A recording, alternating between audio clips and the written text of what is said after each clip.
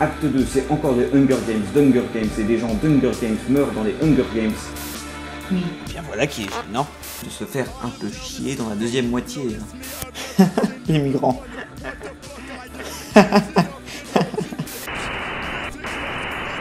Mais ça devient évident que ce dont on est friand actuellement, c'est de prendre la structure en 3 actes et la faire dériver vers l'infini des possibles des champs terrestres et des univers quantiques superposés.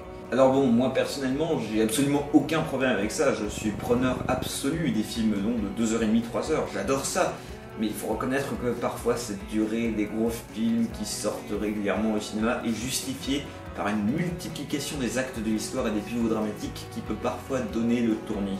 Cette tendance, elle peut déjà se voir prématurément dans d'énormes succès comme Le Retour du Roi et Titanic, tous deux de 3h20 quand même, mais ce sont des films qui font pas mal de liens au cinéma épique d'antan avec les durées qui, malgré les plus de 3 heures, ne font qu'approcher des classiques de 4 heures comme Ben-Hur ou Laurence d'Arabie. Et donc ça ne touche pas vraiment notre notion de la multiplication des actes dramatiques. Ici, les actes sont clairs et les films justifient leur durée par l'ampleur du spectacle et un scénario qui évite la surcharge car il est très étalé. Non, je pense que le film qui a vraiment lancé cette mode d'une véritable multiplication des pivots dramatiques est The Dark Knight qui, durant ses 2h32 de durée, ne cesse de multiplier les sources de tension et de conflits et les actes qui maintiennent le spectateur constamment en haleine. Le Joker tue des personnages importants, puis menace d'exploser un hôpital, puis organise une expérimentation sociale sadique sur des ferries, putain, même quand il est neutralisé, il y a double face qui menace de tuer une famille.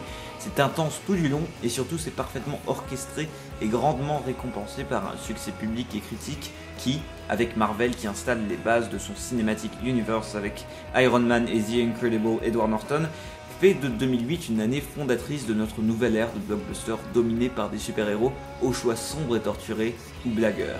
Il est maintenant assez courant qu'on accuse un blockbuster de surcharge scénaristique, d'action, de pivot dramatique ou d'enjeu aujourd'hui.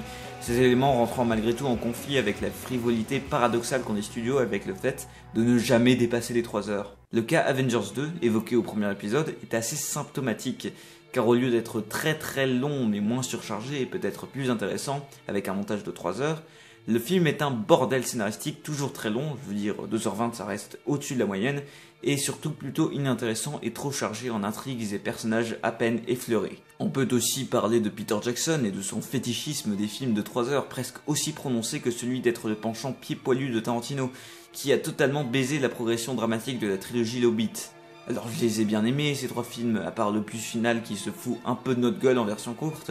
Mais alors là déjà le problème du premier c'est d'avoir 3 climax différents, mais en plus le problème du deuxième c'est de ne pas avoir l'entièreté de son climax qu'on reprend avant l'apparition du titre du troisième parce que sinon le film serait vide. Je veux dire le cliffhanger de merde c'est un truc qu'on voit dans les séries télé et je pense que j'aurais quand même plus pris mon pied si Jackson avait fait un diptyque. Les 2 films auraient alors peut-être eu des fins qui constituaient des conclusions satisfaisantes comme dans la trilogie Seigneur des Anneaux. Après, même pour les films possédant une liberté artistique presque totale et même assez surprenante pour notre premier cas, il peut y avoir ce type de problème par rapport à la rencontre avec le public.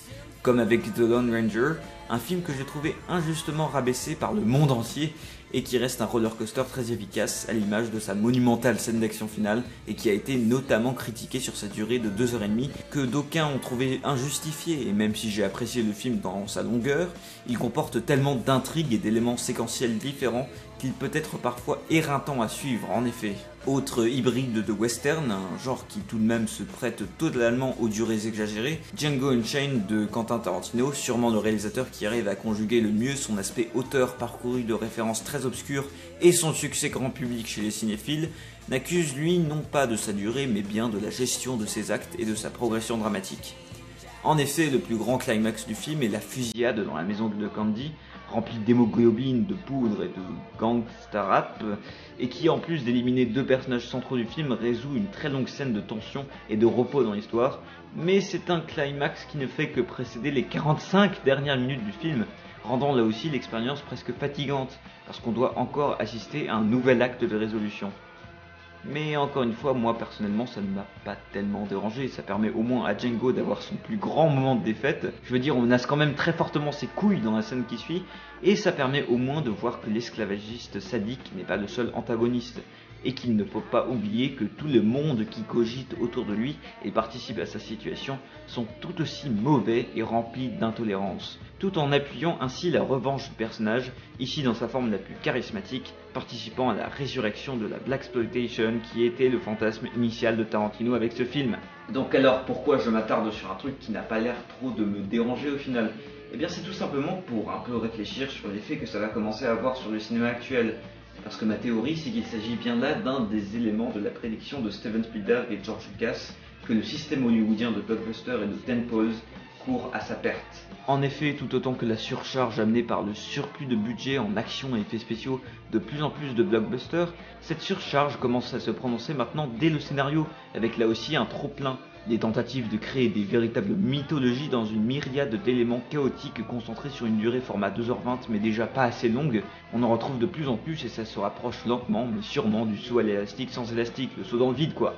Putain, maintenant ce qu'il reste à voir c'est comment Batman vs Superman et Suicide Squad se débrouilleront avec l'un de ces cahiers des charges scénaristiques absolument écrasants qui commence à faire défaut au projet longue durée de Marvel, de créer la facette cinématographique d'un univers de comics.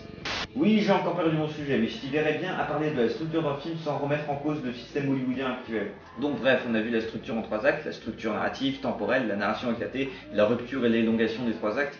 Bref, au moins j'aurais fait un tour exhaustif du sujet. Alors je suis au courant que ce que j'ai dit ne s'applique pas du tout à certains types de films, mais bon, je vais pas non plus appliquer un sujet aussi général sur tous les putains de genres de films. J'ai prévu des vidéos spécifiques pour ça.